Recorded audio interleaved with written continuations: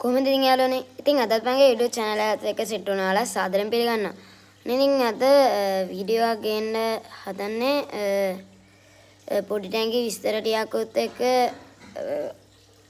මාළු අඩු වෙලක් තියෙනවා. අපි එහෙනම් මේ බලමු. හැබැයි මට එක දෙයක් කියන්න තියෙනවා. subscribersලා 500 ගහමු යාළුවනේ. ඉක්මනටම subscribersලා 250 ගැහුවා. මම ඒකට පාකුලා මොන්ස්ටර් මාළු ගේනවා කිව්වා. තාම සෙට් උන්නේ නැහැ හරියට.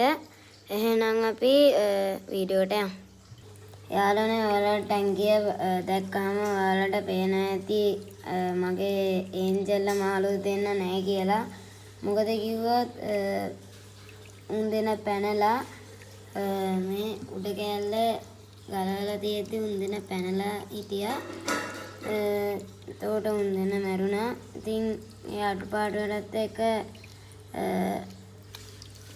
ප්ලැටිනම් කාප්ලා දෙන්න කෙනා ඒ වීඩියෝ එක ඔයාලා බලන්න. මේ වීඩියෝ එකට පස්සේ මෙයාලා දෙන්න ගෙනාවු හැටි ඒ වීඩියෝ එකේ පෙන්නනවා. ඉතින් මාළෝ ලොකු වෙලා අර මේ කළු මාළෝ පොඩක් අසනීපෙන් හිටියයි. දැන් හොඳයි සීතලට දාන්න. කොහොම හරි තාම තියෙනවා සුදු පාට වගේ ඩොට් ඩොට්. උට තාම බෙහෙත් කරනවා. ඌ දැන් හොඳින් ඉන්නවා. වයිට් කාෆ්ලාගේ තාම මොනවත් නැහැ. මුගෙන පොඩක් කොන්දේට ඇදලා වගේ තියෙනවා. ඒක යන ලොකු ඇතේ හැදේ කියලා මං හිතනවා. එහෙනම් ඉතින් ටැංක් එකේ තියෙන්නේ. තා විස්තර නැහැ.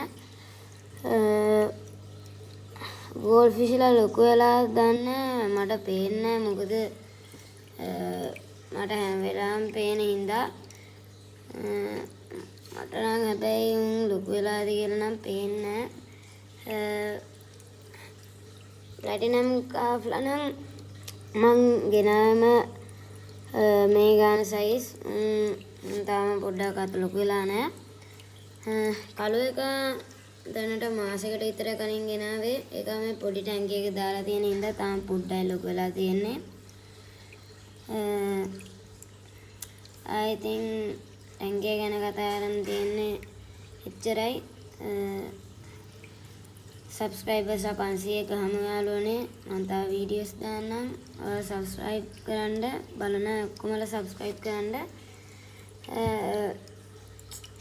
like එකක් දාගෙන යන්න යාළුවනේ.